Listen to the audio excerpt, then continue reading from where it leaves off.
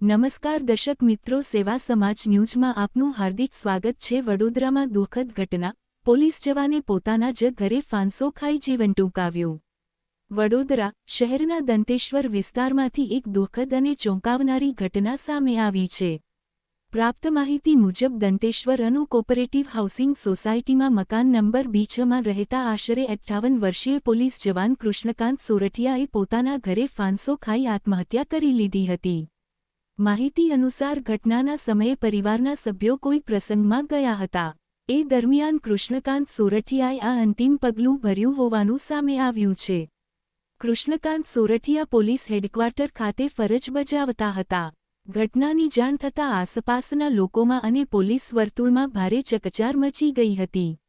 ઘટનાની જાણ થતાં મકરપુરા પોલીસ સ્ટેશનનો સ્ટાફ તાત્કાલિક ઘટના સ્થળે પહોંચી ગયો હતો અને મૃતદેહને કબજે લઈ પોસ્ટમોર્ટમ માટે SSG હોસ્પિટલ ખાતે મોકલવામાં આવ્યો હતો।